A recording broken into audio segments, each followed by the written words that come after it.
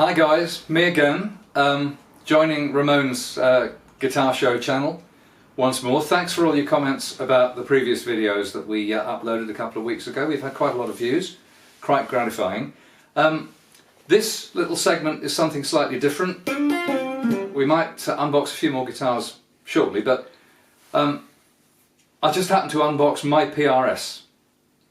And I know that Ramon has been on record on the guitar show saying that he's got a bit of a downer on them.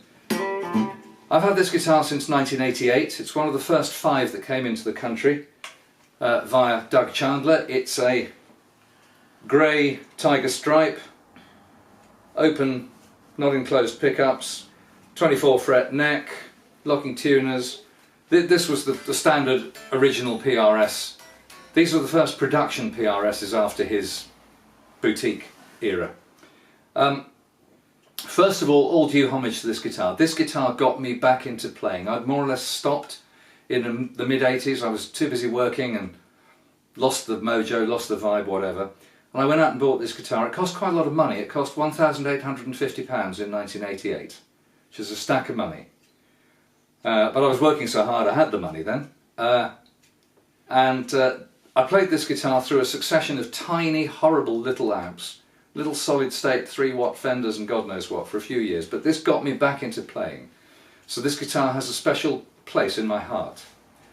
Having said that, this probably ain't going to be too popular with the PRS brigade out there, but I do have to say that overall, having played this and a lot of PRSs and many other guitars over the years, and you know I'm a vintage guy, I have to say I think Ramon is more right than he's wrong.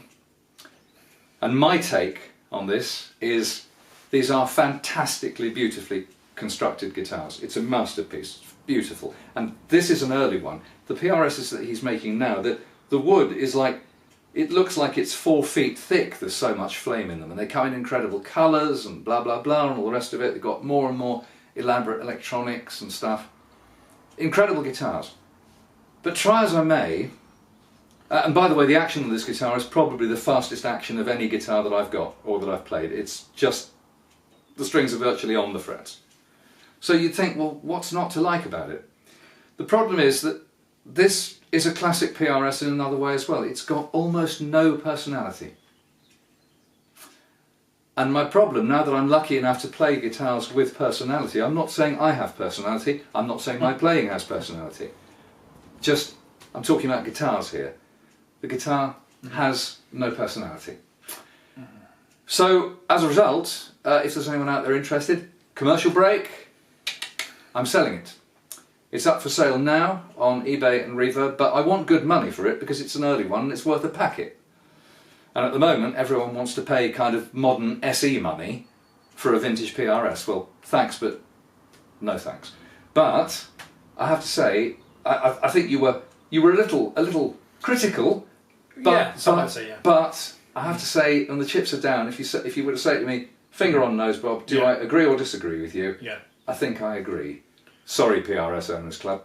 Thank you. I mean, do you want to just play a little bit of this so we hear something? Yeah, so I'm just plugged in through one of my Mystic Blues. Can I just say, it's a pretty beautiful, it's got a grey sort of top, it's a beautiful looking thing, isn't it? And in those days, if it was a really fine piece of wood, they used to call it a 10 top. And this wasn't sold to me as a 10 top, it was sold to me as a 9.5 top, which is just shot bollocks. But the reason for that is that there is a very slight blemish on the guitar just around here. It's a blemish in the wood. It's actually a flaw in the wood, you can see it there. Yeah. And the flaw in the wood, has over time the wood has just moved slightly and shrunk, and the flaw has shown that the lacquer just isn't flat anymore. So that's why this was a 9.5 rather than 10. It's a very, very pretty guitar. Very pretty guitar. Beautiful. Stays in tune, you know, and all that, but it's just...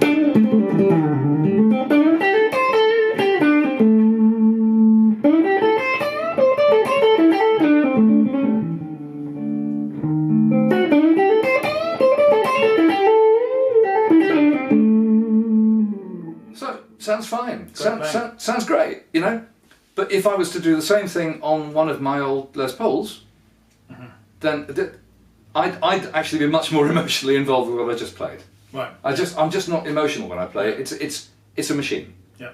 It's a very good machine. Can I just have a Please.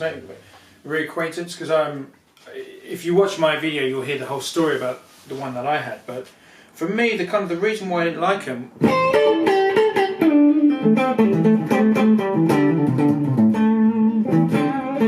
is they just don't have that kind of focal. That I don't know what it is. You can't. The note doesn't bloom, and it doesn't. You know. Can we just get it on this one here? Yeah. You know, Yeah. So. Okay. So.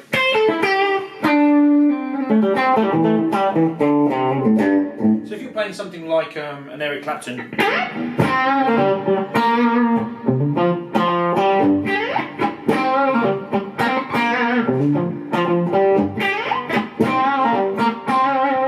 know, for me the Les Paul just reigns, doesn't it? Yeah. Yeah. And that kind of thing. Yeah. You know. Yeah. Absolutely. Absolutely. So anyway.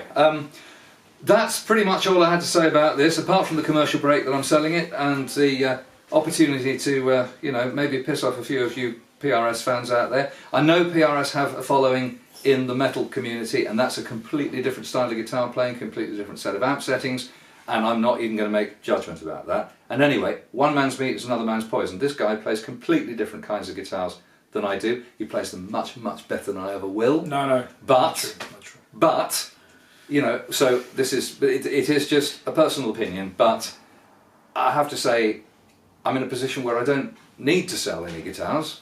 Why am I selling it? Because I don't use it. I don't use it because it doesn't call to me.